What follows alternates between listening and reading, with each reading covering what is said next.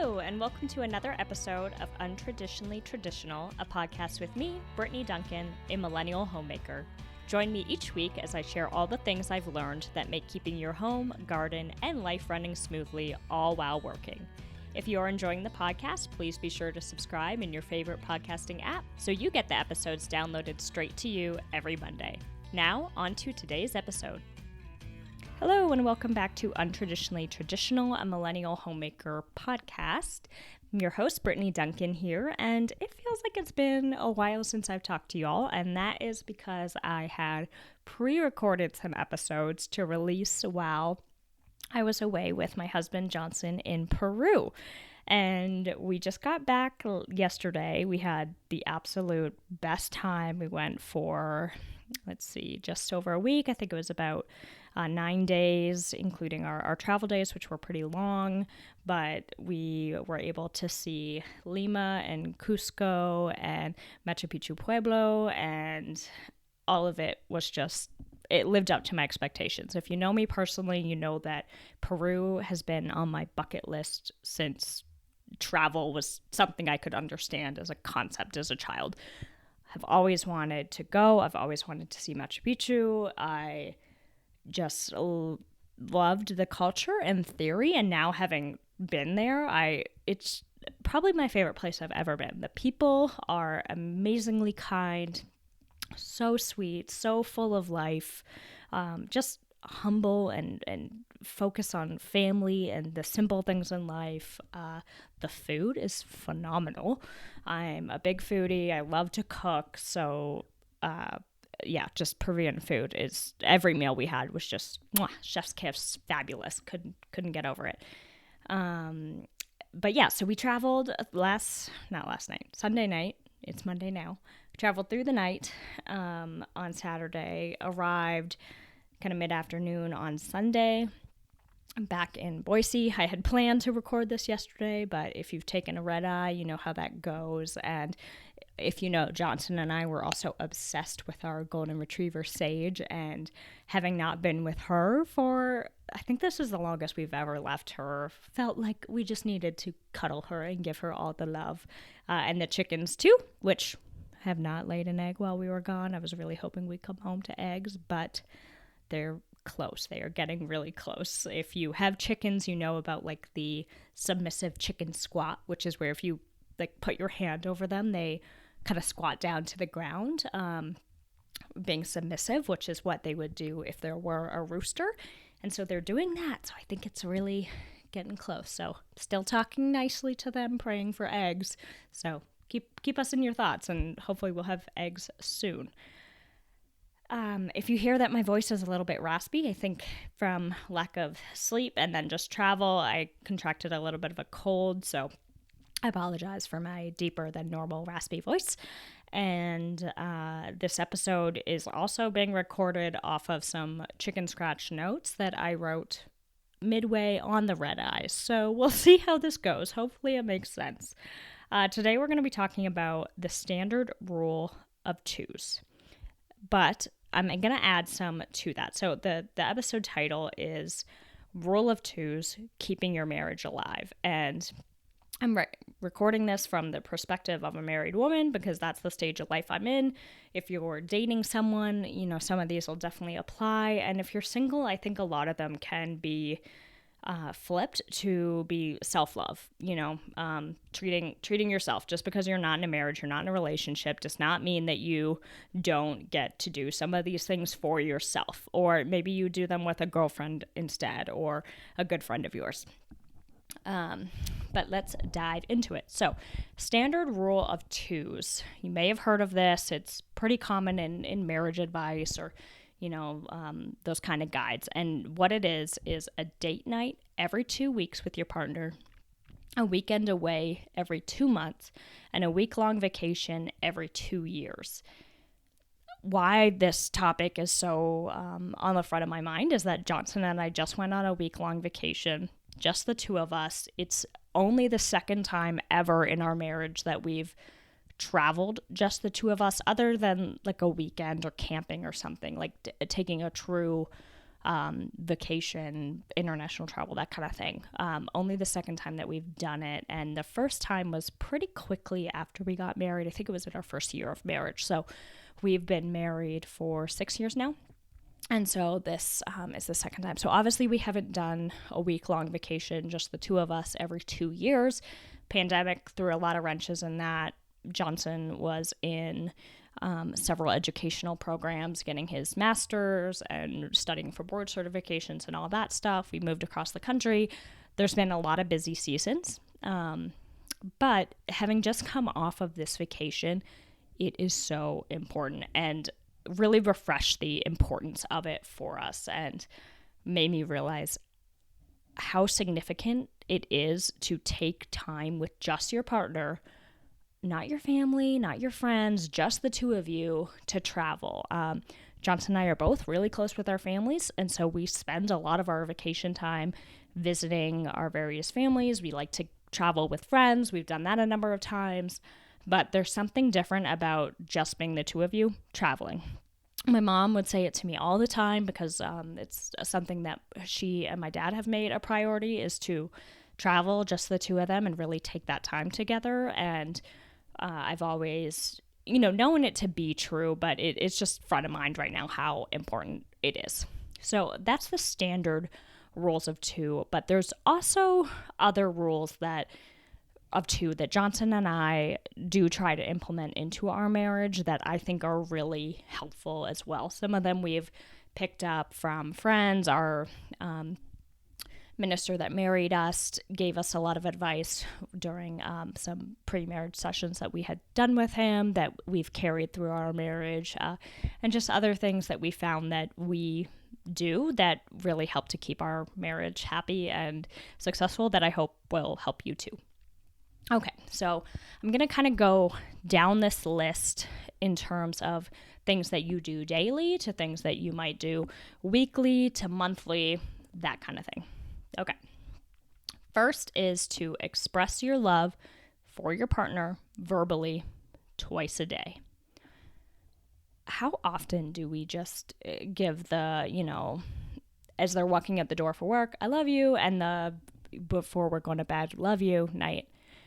That's not what I'm talking about here. I'm talking about truly talking to your partner about what you love about them.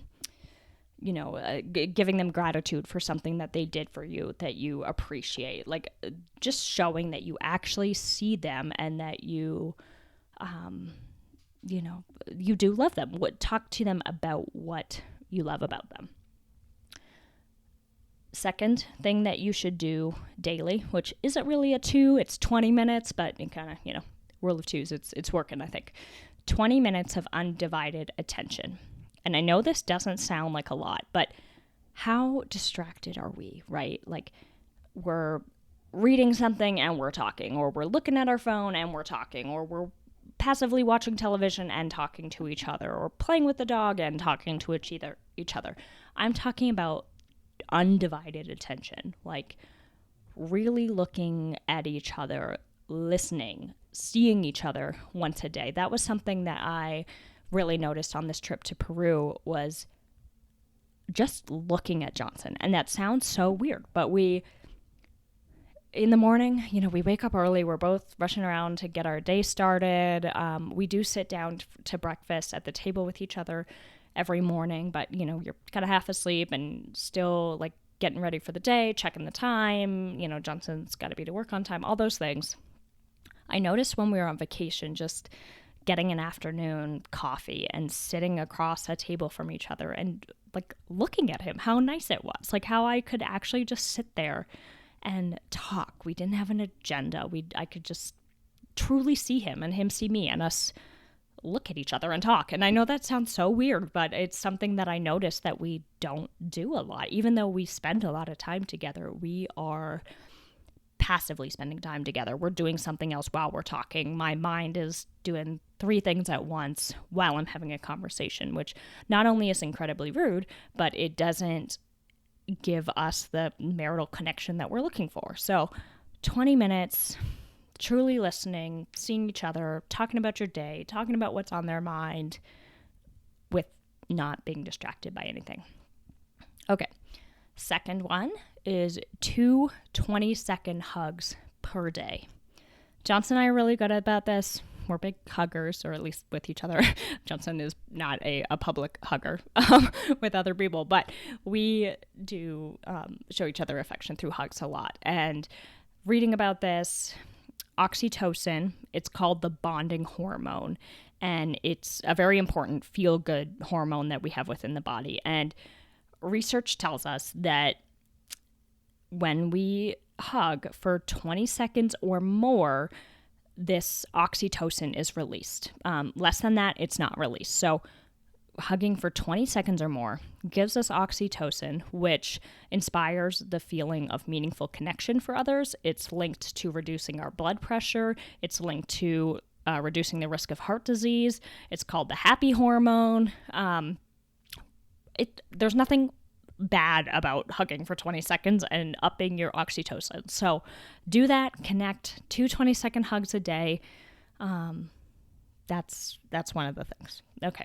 Second is, and I'm trying to keep this fairly PG for those of you that might be driving with kiddos in the car, do what married couples do twice a week minimum. Put that out there. Okay. Twice a week, serve your partner's love language. If your partner's love language is physical touch, you may have fulfilled that already from the last one. If they're words of affirmation, again, like number one was to express your love verbally for your partner twice a day. This is words of affirmation. Tell them exactly what you love about them. This is a good practice anyway, because again, it's easy to fall into that I love you trap. The same way we say, I love coffee, I love pasta. I love those things, but an extremely small fraction of the way that I love Johnson. This is the problem with the American language, right? We overuse the word love like crazy. If you love everything, you love nothing. So explain to your partner what you love about them.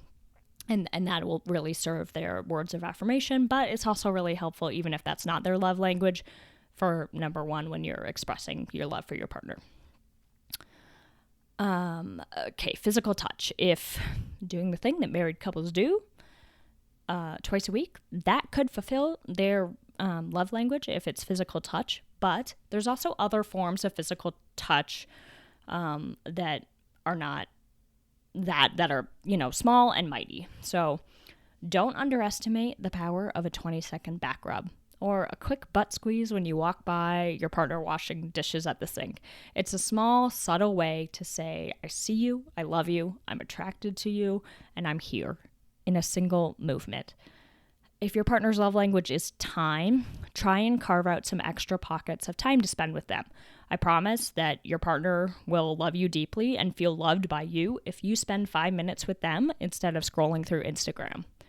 Find those pockets. They're there. I know we all feel like we're jam-packed busy, and sometimes scrolling through social media is our way to decompress. But at the end of the day, I mean, there are countless studies out there that say that social media does not help us decompress. It does not relieve stress. It causes stress. It gets us into the comparison game, blah, blah, blah, blah, blah, blah, blah. So save yourself that time and spend it with your partner, and you both will be better for it. Other love languages are acts of service and gift giving. And these can be small things, okay? Like pick a flower from the garden and bring it to your wife. Buy your husband his favorite snack when you're at the grocery. My dad frequently buys my mom her favorite candy and leaves it under her pillow. Just like this sweet gesture that's like, I was thinking about you today. Leave a note for your partner on the bathroom mirror or on their coffee cup. The gifts don't have to be expensive to have great value. And the same goes for acts of service. Take out the trash. Vacuum if you see the floor is dirty. Pitch in without being asked or asking what to do. People are dumb, especially women, and often when we are asked if there's anything we need help with, our immediate answer is no, or at least that's my scenario. Johnson all the time will be like, hey, what do you need help with? Oh, nothing, I'm good. Even though my to-do list is miles long, I'm stressed out and pulling out my hair. But if he asks me, I'll say nothing, which is stupid and my own fault, right? Like that's, if you want help, ask for it. But do us a favor and just grab a task to help with rather than asking. Ladies, let me add the disclaimer that this doesn't always work in reverse.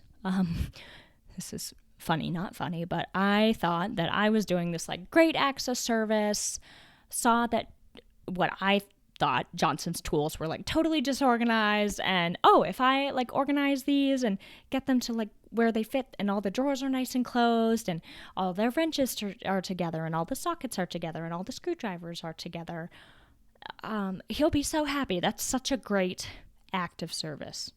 If you think your husband's tools are a mess and disorganized, do not, and I repeat, do not reorganize them into nice categories that make sense to you. That is an act of being a psycho and not an act of service, and they will not love it. Honey, again, if you're listening, I'm so sorry for reorganizing your tools.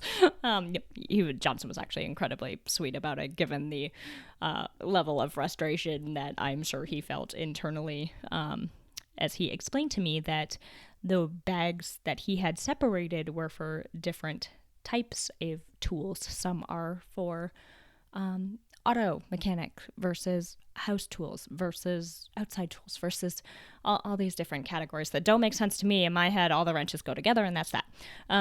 Anyway, so try to make sure that your acts of service are actually helpful to them. Try to think it through.